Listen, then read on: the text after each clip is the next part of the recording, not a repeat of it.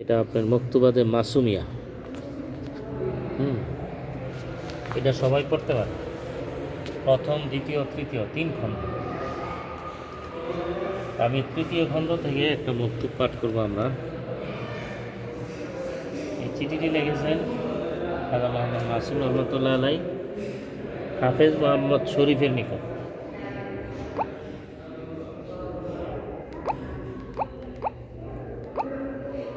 এই অদম বহুদূর হয়েছে হাফিজজিকে সালাম জানাইতেছে এবং তাহার সুস্বাস্থ্য কামনা করিতেছে। আমার জন্য উত্তম দোয়া ও শুভ কামনা করিতে ভুলিবে না। মাত্র কিছুদিনের এই জীবনকে অতি প্রয়োজনীয় কাজেই ব্যয় করা উচিত। রাত্রিকে জীবিত রাখা এবং ভোর রাতে কান্নাকাটি করাকে অতি মূল্যবান কাজ বলিয়া মনে করিবে।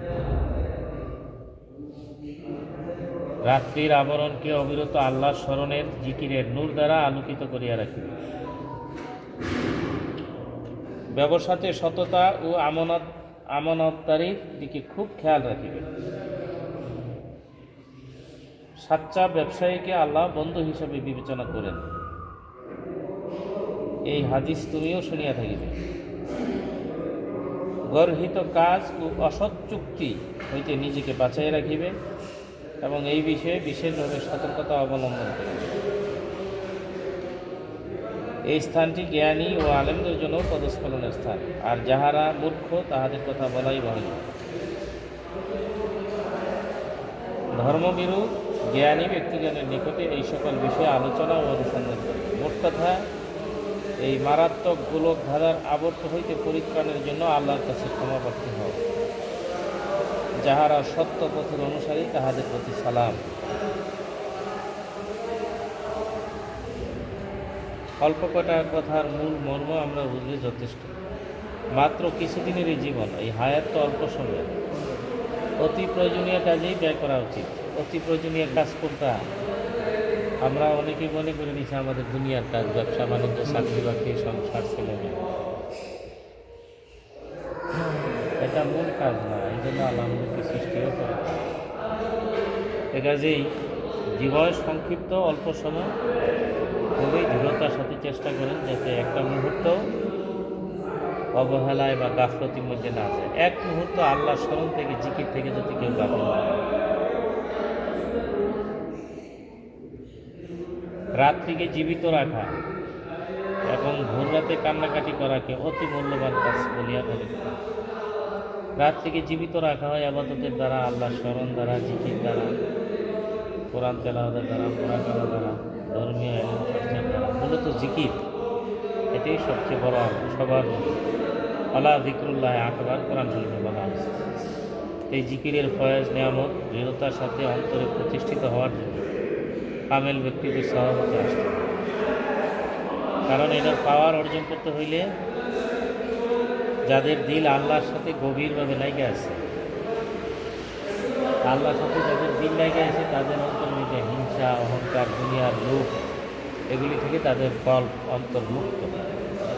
তাদের কাছে যাওয়া ছাড়া এটার নেজবত, এটার শক্তিশালী পাওয়ার নিজের অন্তরে আনা খুব কঠিন। এজন্য আমরা আরেক হাদিসে পাইছি যে নবীজি বলছেন, দুনিয়ার মহব্বত হল সমস্ত গুনার মূল। হুব্বুদ দুনিয়া রাসকুল খাতিয়া। এটা ওয়াজ করলে আর শুনলে কিন্তু সাথে সাথে কলবের থেকে, অন্তর থেকে দুনিয়ার মহব্বত চলে যায় না। জি না, এটা অনেক সাধনা করে আনা হয়। আল্লাহর জিকির করতে করতে আল্লাহ পাকের সাথে যখন বান্দার গভীর একটা মহব্বতের সম্পর্ক হয়, নৈকট্যের সম্পর্ক হয়, তখন এটা দূর হয়। এছাড়া মানুষ বাহ্যিক যতই নামাজ রোজা, যতই আমল ইবাদত করুক, অন্তর মধ্যে দুনিয়ার মহব্বত লুকায়িত থাকে গোপনভাবে। সেজন্য সে করা যেত। ভয়ানক ফেতনা, ফাসাদ, অশান্তির যুগে আমরা পৃথিবীতে আছি। যেটা মূল কাজ, সার্বক্ষণিক দায়ীভাবে জিকির খেয়ালে থাকবে। নিজের পীর মুর্শিদের সাথে যোগাযোগ রাখবেন, ঘনিষ্ঠ রাখবেন, খেয়াল রাখবেন, তার সহমতে আসবেন বেশি বেশি। আধ্যাত্মিক রাস্তায়, বিশেষত এই খাস মুজাদ্দিদিয়া তরিকায় আধ্যাত্মিক উন্নতির জন্য পীরের সহবত খুবই জরুরি। এবং বলা হয়েছে যে সহবতের চেয়ে শ্রেষ্ঠ কোনো আমলই নেই। যে যতই আমল করে। আর পৃথিবীতে এখন আমরা ভালো থাকতে গেলে, আমরা যদি সুরক্ষিত থাকতে চাই, কামেল ব্যক্তিদের সহবত ছাড়া ভালো থাকা খুব কঠিন। এরকম ব্যক্তি যারা সার্বক্ষণিক দায়ীভাবে আল্লাহর স্মরণে নিমগ্ন থাকেন, যাদের কল্প আল্লাহর সাথে যাদের দিল লেগে আছে, তাদের জীবনের প্রতিটি কাজ দেখবেন যে নবী পাক সাল্লাল্লাহু আলাইহি সাল্লামের সুন্নতের অনুকূল। একটা মুস্তাহাব আমলও তারা পরিত্যাগ করতে রাজি হবে বা ছুটে গেলে মনে কষ্ট করে। আমরা দেখছি আমাদের মহান মুর্শিদ আল্লামা মামুনুর রশিদ তার জীবনের প্রতিটি কাজ উনি রাসূল পাক সাল্লাল্লাহু আলাইহি সাল্লামের পরিপূর্ণ সুন্নত অনুযায়ী আদায় করেছেন, করার আপনার চেষ্টা করেছেন। এখানে প্রতিটি কাজ এই জমানায় আমরা এই লেখাপড়া শিক্ষা দীক্ষার নামে ছেলে মেয়েদেরকে বিভিন্ন লাইনে যে লেখাপড়া করাই, লেখাপড়া করানো দরকার, পৃথিবীতে চলতে হইলে তো লেখাপড়া দরকার, কিন্তু তার মানে এই না এই লেখাপড়ার নামে গা ভাসাই দিয়া নবীর সুন্নতের খেলাফ পথে যদি তারা প্রতিষ্ঠিত হয়, চালিত হয়, এই জন্য জবাবদিহিকে মা বাবা।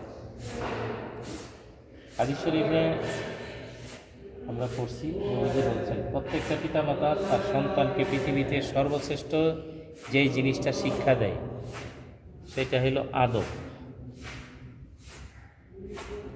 টাইটেল পাস, দাওরা পাল, MA পাস, ডাক্তার, ইঞ্জিনিয়ার এগুলি দোষ না, কিন্তু এগুলি অনেকে শিখে হয়, কিন্তু ডাক্তার, ইঞ্জিনিয়ার, দাওরা পাস, টাইটেল পাস, হাফেজ হওয়ার পরে দেখা যায় তার মধ্যে আদবের অনেক অভাব।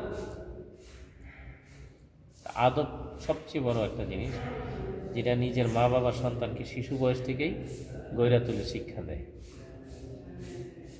আর সে সন্তান ছেলে মেয়ে যখন বালেগ হয়, সাবালেগ হয়, সাবালক হওয়ার আগে থেকেই তাকে গইরা তুলতে হবে। হ্যাঁ, এটা পিতা মাতার উপরেই সবচেয়ে বড় দায়িত্ব।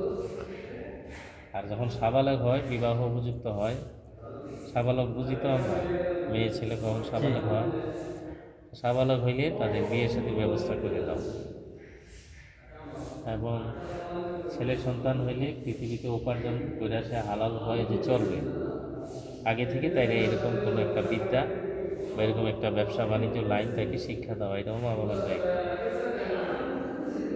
দুইটা কাজ, এগুলি যদি আমরা দায়িত্ব সঠিকভাবে পালন না করি, তারপরে যতই আমাদের বন্দী করি নবীজির সুন্নত অনুযায়ী হবে না।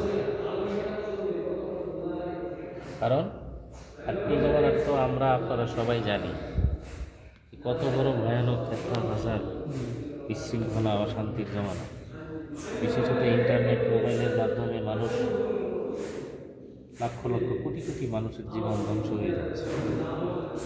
আর যাদের হাতে এই টাচ মোবাইল আছে তারা তো আরও ভয়ানক বিপদে আছে। এই জন্য উপযুক্ত হইলে বিবাহের ব্যবস্থা করে দেয়। কারণ মানুষের মধ্যে আল্লাহ যে তবিয়ত, যে খাসলত, যে সৃষ্টি করছেন আল্লাহ দেওয়া জিনিস, পবিত্র কোরআন হাদিসে এগুলি বলা আছে। সূরা আল ইমরান 3 নম্বর সূরা কোরআন শরীফ, এখানে বলা আছে যুইনা লিন্নাসি হুব্বু শাহাওয়াতি মিনান নিসা, যে আল্লাহ পাক মানুষের প্রতি, বিশেষত পুরুষ জাতির প্রতি, নারীদের প্রতি খাহেসাত সৃষ্টি করছেন। হুব্বু শাহাওয়াতি মিনান নিসা ওয়াল বানিনা ওয়াল কানাতিরিল মুকান্তারাতি মিনাজ যাহাবি ওয়াল ফিদ্দাতি ওয়াল আনআমি ওয়াল হারস। অনেক কিছু কথাই বলছে, প্রথম কথাই নারীর কথা বলছে। তারপরে স্বর্ণ, রূপা, টাকা পয়সা, ক্ষেত খামার, পশু, এগুলির প্রতি মানুষের মনকে আকৃষ্ট করা হয়েছে। যালিকা মাতাউল হায়াতুদ দুনিয়া ওয়াল্লাহু ইনদাহু হুসনুল মাআব, এগুলি পৃথিবীর জীবনের ক্ষণস্থায়ী সম্পদ। আর আল্লাহ পাকের কাছে আছে চিরস্থায়ী অনন্ত জীবনের এটা শেষ। এজন্য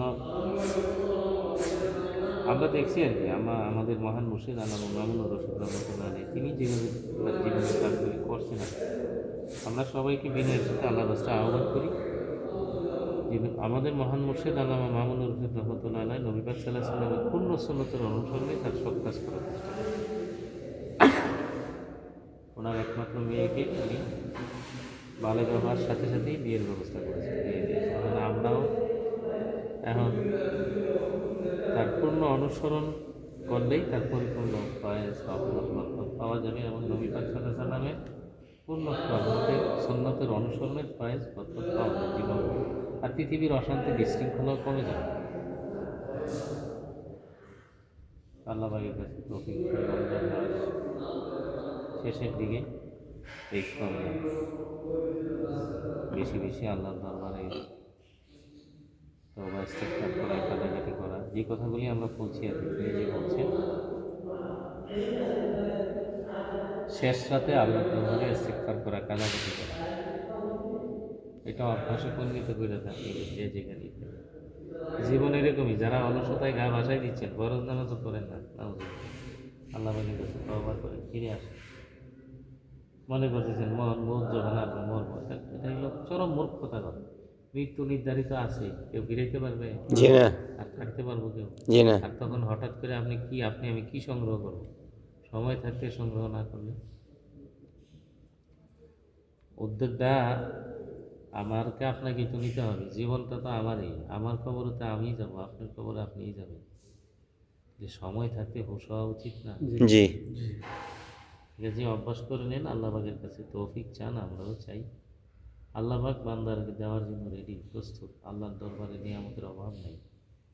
हर गिरिए देने के तैयार है, जो ना मांगे उससे बेजार। শেষ রাতে তওবা ইস্তিগফারের প্রশংসা পবিত্র কোরআন শরীফে বলা হয়েছে, ওয়াল মুস্তাগফিরিনা বিল আসহার। যারা সেহরির বহু বচন হলো আসহার, যে সেহরি খাই আমরা, রাত্রটারে 6 ভাগ করলে 5 ভাগের পরের যে ভাগ, ষষ্ঠ ভাগ, এটাই সেহরি খাওয়ার উত্তম সময়। এটাও আমরা হয়তো অনেকে জানি না যে সুবের সাথে শুরু হওয়ার অল্প সময় আগে সেহরি খাওয়া শেষ করা, মনে করেন 5 মিনিট 10 মিনিট আগে, 5-7 মিনিট আগে, কারণ এর মধ্যে বরকত বেশি। ওই সময়ে ওইটা উজু করে নামাজ, হয়তো সম্ভব হইলে 2 রাকাত তাহিয়াতুল উযু করলেন, অথবা আল্লাহর দরবারে ইস্তিগফার কাটাকাটি করলেন। এটা বিরাট মর্তবা ফজিলত। আল্লাহ পাক তাদের প্রশংসা করছেন, ওয়াল মুস্তাগফিরিনা বিল আসহার।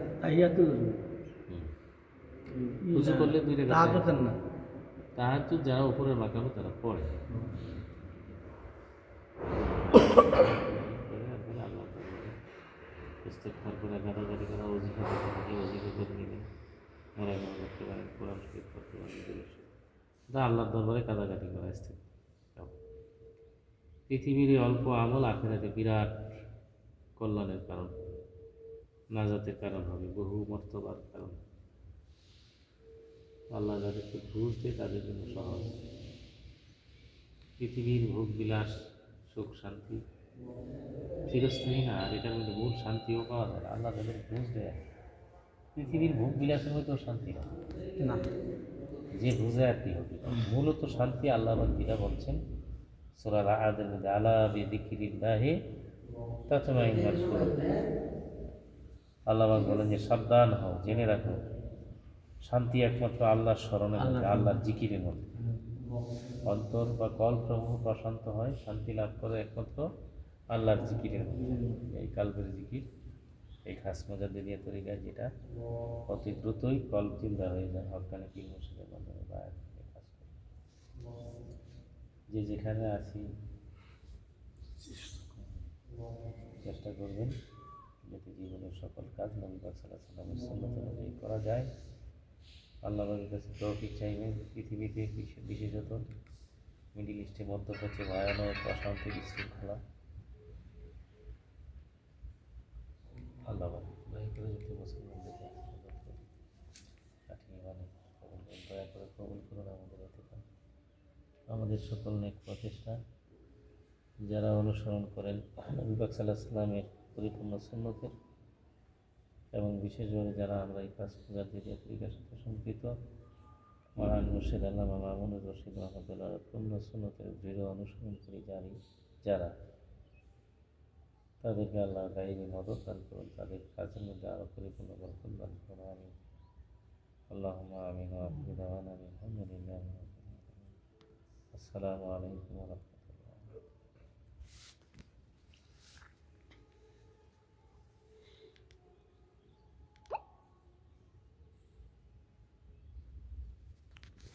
সূরা ফাতিহা শরীফ একবার, ইখলাস শরীফ 3 বার, কিছু দুরূদ শরীফ পড়া।